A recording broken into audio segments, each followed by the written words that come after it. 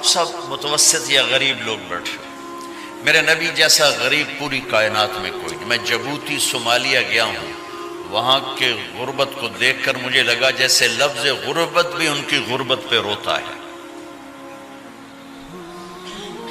ایسی غربت میں نے پورے پاکستان میں کہیں نہیں دیکھی جو میں نے جبوتی میں دیکھی، صومالیہ میں دیکھی، کیمرون میں دیکھی، چاڈ میں دیکھی، سوڈان میں دیکھی۔ 24 گھنٹے میں ایک دفعہ بھی کھانا نصیب نہیں۔ ہمارا غریب سے غریب آدمی 24 گھنٹے میں چولہا جلا بیٹھتا ہے، لیکن میرے نبی پر جو غربت آئی، کوئی ہے پوری دنیا میں تو اللہ نے مجھے پھرائی ہے جس کے گھر میں 2 مہینے چولہا نہ جلتا ہو۔ میرے نبی وہ فقیر تھے جن کے گھر میں 2 مہینے چولہا نہیں جلتا تھا۔ ایک رات آپ سوئے ہوئے، کبھی یوں کروڑ بدلے اور کبھی یوں کروڑ بدلے، بار بار حضرت عائشہ کے ساتھ۔ تو تھوڑی دیر کے بعد آپ تھوڑا سا آگے ہوئے اور چارپائی کی جو لکڑی ہوتی جس پر بان بنا ہوتا ہے، اس پہ پیٹ کو یوں فکس کر کے اور نیچے لٹک گئے، دھڑ آدھا نیچے لٹک۔ فَكَانَ قَابَ قَوْسَيْنِ أَوْ أَدْنَىٰ۔ واہ واہ واہ، کیا مقام ہے قاب قوسین، اور کیا حالات سے گزر رہے ہیں کہ یوں آدھا دھڑ نیچے لٹک گیا۔ ام عائشہ اٹھ کے بیٹھ گئی، یا رسول اللہ خیریت کیوں؟ آپ اٹھ کے بیٹھے، کہا عائشہ بھوک بہت لگی، بھوک بہت لگی، اس لیے پریشر دیا تاکہ وہ جو بھوک کی طلب ہے نا میدے میں، اس کو پریس کیا، اس لیے پتھر باندھتے تھے کہ وہ پیچھے چلا جائے۔ اب مسجد میں تشریف فرما تھے، ایک صحابی نہ کر کہ یا رسول اللہ یہ دیکھیں، کپڑا ہٹایا، یہ دیکھیں میں نے پیٹ پہ پتھر باندھا۔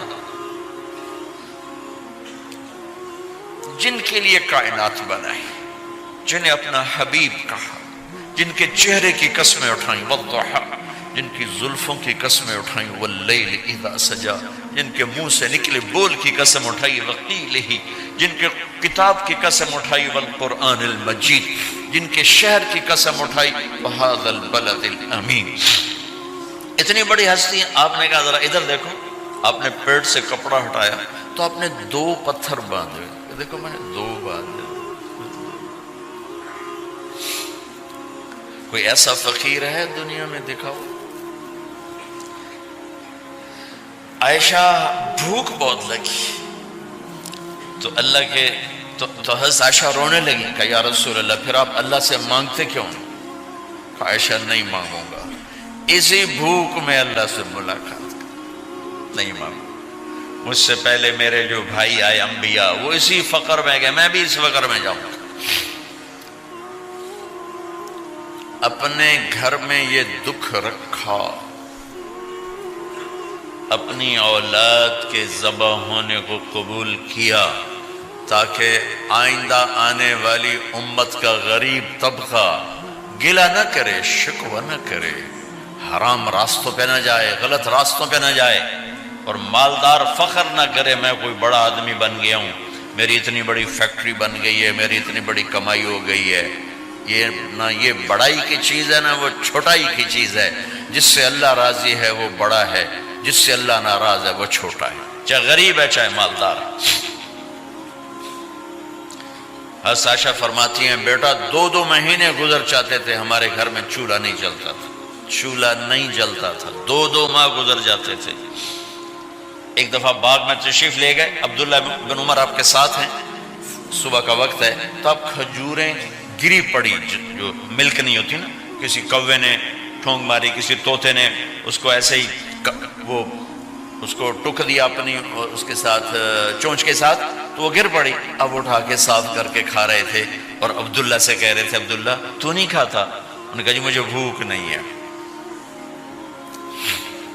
آپ نے کہا عبداللہ مجھے بھوک ہے، آج 4تھا دن ہے میں نے کچھ نہیں کھایا، 4تھا دن۔ تمہیں کوئی ہے جس کے ہاں 4 دن فاقہ چلتا ہو؟ آج 4تھا دن ہے میں نے کچھ نہیں کھایا۔ ہمارے دسترخوان پہ کتنا کھانا اٹھا کے کوڑے کے ڈھیر میں جاتا ہے، آج 4 دن گزر چکے ہیں میں نے کچھ نہیں کھایا۔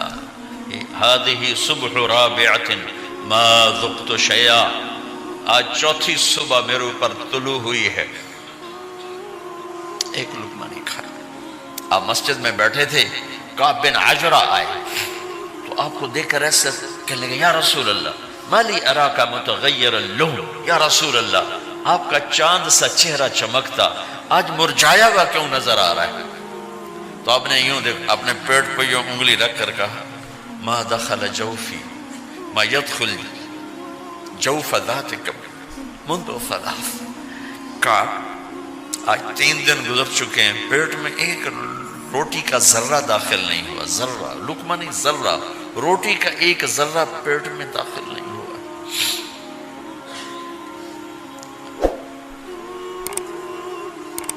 اتنی بڑی رسالت، اتنی بڑی نبوت،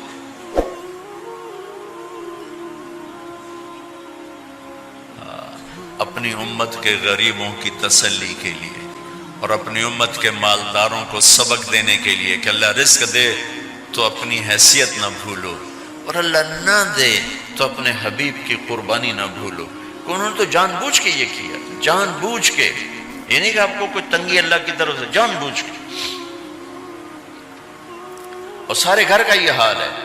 حضرت فاطمہ رضی اللہ تعالیٰ عنہ سے ملنے گئے، کہا بیٹے میں اندر آ جاؤں، میرے ساتھ عمران بھی ہیں، ایک صحابی تھے عرب سردار، میرے ساتھ عمران بھی ہیں۔ کہا ابا جان میرے گھر میں اتنی چادر نہیں کہ اپنے آپ کو چھپا سکوں، پردہ کرنے کے لیے میرے پاس چادر کوئی نہیں، تو آپ نے اپنی چادر اندر دے دی، کہا اس سے پردہ کر لو، تو لپیٹ لی۔ اب اندر آئے تو آپ نے پوچھا میں نے سنا تھا تو بیمار ہے، میں تیرا حال پوچھنے آیا ہوں۔ تو باپ کو دیکھ کے آنسو نکل آئے کہ یا رسول اللہ بیماری بھی ہے اور بھوک بھی ہے، دونوں ہی ہیں، صرف بیماری نہیں بھوک بھی ہے۔ بڑے بڑے مصیبتوں سے لڑ جانے والے ماتھے پہ کبھی بل نہ آیا، بیٹی کے آنسوں نے پگھلا بھی دیا اور رلا بھی دیا، آپ بھی رو پڑے، آپ بھی رو پڑے۔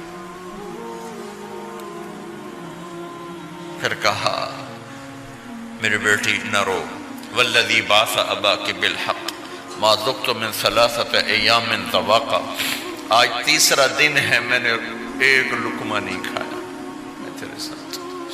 اور میری بیٹی میں تمہیں بتاؤں، میرے رب نے مجھے کہا تھا میرے حبیب اگر آپ چاہیں تو احد پہاڑ سونا بنا دو، 10 میل لمبا چوڑا ہے احد پہاڑ، 10 میل، میں احد پہاڑ سونا بنا دوں آپ کی خدمت میں پیش کروں؟ تو میں نے کہا نہیں یا اللہ مجھے نہیں چاہیے، میں ایک دن بھوکا رہوں گا، ایک دن کھانا کھاؤں گا۔ پھر فرمایا بیٹی کیا تجھے یہ عزت کافی نہیں ہے کہ اللہ نے تجھے جنت کی عورتوں کا سردار بنا دیا؟ یہ سرداری سونے چاندی میں تل کے نہیں ملی، ہوئے ہوئے ہوئے قربان جاؤں۔ بھائیو اب سب ماشاءاللہ نوجوان نظر آ رہے ہو، تھوڑا وقت نکال کے اگر آپ پڑھے ہوئے ہو اپنے نبی کی زندگی پڑھا کرو، اپنے نبی کی زندگی پڑھا کرو، بڑا ایمان بھی بنے گا، حوصلہ بھی ملے۔ آپ حسن حسین کو کہتے تھے میری آنکھوں کی ٹھنڈک، میرے جگر کے ٹکڑے، میرے سینے کی ٹھنڈک، میرے لاڈلے، جنت کے چاند، جنت کے سردار، میرے 2 پھول، یہ سارے الفاظ حسن حسین کے لیے ہیں۔ اور ان کے بھوک کی وجہ سے رونے کی آواز سنتے تھے اور تڑپتے تھے، لیکن روٹی نہیں مانگی ان کے لیے، روٹی نہیں مانگی، کہ اپنی امت کے غریبوں کو تسلی دینی تھی کہ اگر میں فقیر بن کے جا رہا ہوں تو تمہارے اوپر بھی امتحان ہے، چند دن برداشت کرو۔ آپ نے فرمایا سب سے پہلے میں جنت میں داخل ہوں گا، سارے نبیوں پر جنت حرام ہے جب تک میں نہ چلا جاؤں، اور ساری امتوں پر جنت حرام ہے جب تک میری امت نہ چلی جائے، سب سے پہلے میں جنت میں داخل ہوں گا۔ وما یا فقراء المؤمنین، اور میرے ساتھ میری امت کے غریب لوگوں، میرے ساتھ میری امت کے غریب لوگ میرے ساتھ پہلے داخل ہوں گے۔ حضرت فاطمہ کے گھر میں فاقہ حد سے بڑھ گیا تو حضرت علی نے فرمایا کہ جاؤ اللہ کے نبی سے کچھ تو مانگ کے آؤ، کچھ تو پیٹ میں جائے۔ زندگی میں کبھی ایسا موقع نہیں آیا، یہ ایک دفعہ اتنا فاقہ آیا کہ حضرت علی جیسی ہستی نے بھی کہا جاؤ۔ تو آپ تشریف لائیں اور دروازے پہ دستک دی تو اتنا پیار تھا. جب حضرت فاطمہ گھر میں داخل ہوتی، اللہ نے ہمیں اولاد کے ساتھ کیا سلوک کرنا ہے اللہ نے ہمیں اپنے نبی سے یہ بھی سکھایا. حضرت فاطمہ جب بھی گھر میں آتی، اور ساتھ ہی تو گھر تھا، دیوار سے دیوار ملی تھی، روز کا آنا جانا تھا، تو میرے نبی بیٹھے نہیں رہتے تھے، آؤ فاطمہ کیا حال ہے، کھڑے ہو جاتے اور تیزی سے آگے بڑھتے. دروازے پر ہی حضرت فاطمہ کا ہاتھ پکڑ لیتے، ہاتھ کا بوسہ لیتے، بوسہ لے کر ہاتھ پکڑے پکڑے بیٹی کو چارپائی پہ پہلے بٹھاتے، اس کے بعد خود بیٹھتے تھے. اکرموا اولادکم، میرے نبی نے کہا اولاد کو عزت دو، پھر وہ تمہیں عزت دیں گے. ہمارے ماحول میں اکثر ماں باپ نے اولاد پہ ڈنڈا ہی اٹھایا ہوتا ہے، پھر ان میں بغاوت پیدا ہو جاتی، پھر کہتے ہیں اولاد نافرمان ہے. آپ نے دستک دی تو کہنے لگے یہ تو فاطمہ کی دستک ہے، خیر تو ہے، پہلے تو کبھی اس وقت میں آئی نہیں. تو آپ نے ام ایمن سے کہا دروازہ کھولو. ام ایمن نے دروازہ کھولا تو آپ نے استقبال کیا، بٹھایا، پوچھا بیٹی کیا ہوا، اس وقت میں کیسے آئیں؟ کہ یا رسول اللہ بہت فقر ہے، بہت بھوک ہے، آپ کے پاس سنا کچھ مال آیا ہے، کچھ ہمیں بھی دے دیا جائے. اتنی صابر بیٹی زندگی میں ایک دفعہ بھوک کی شکایت لے کر آئیں، اور آگے باپ نے پھر پیپر لے لیا، پھر امتحان میں ڈال دیا. آپ نے کہا بیٹی میرے پاس 5 بکریاں کھڑی ہیں، دے دوں یا 5 دعائیں سکھا دوں؟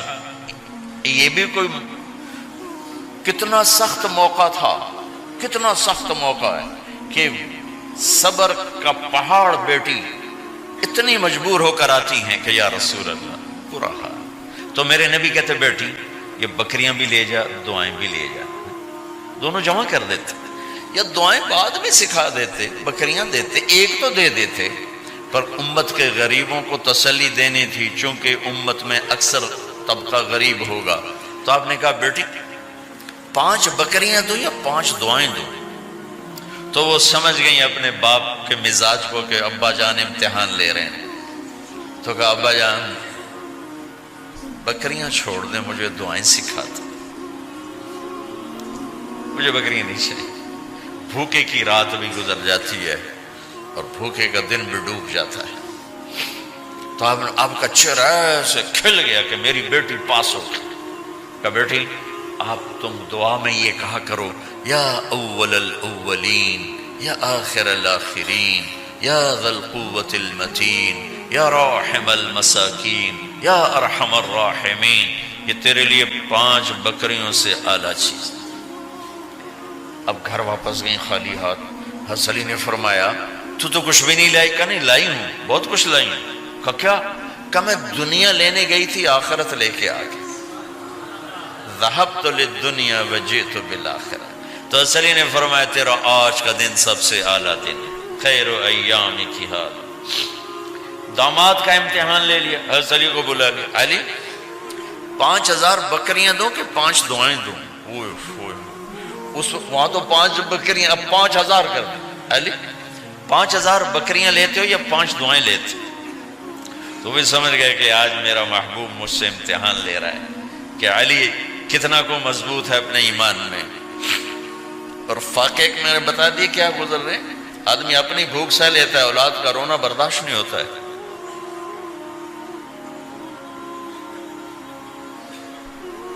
علی 5 دعائیں دوں کہ 5000 بکریاں؟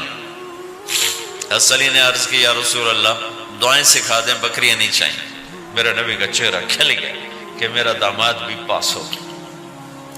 کالی تو یہ دعا مانگا کر روزانہ، اللہم اغفر لی ذنبی ووسع لی خلقی وبارک لی فی رزقی وقنعنی بما رزقتنی ولا تذهب قلبی الی شیء صرفته عنی. یہ 5 دعائیں تو مانگا کر، 5000 بکریوں سے زیادہ ہے. اللہم اغفر لی ذنبی، اللہ میرا گناہ معاف کر.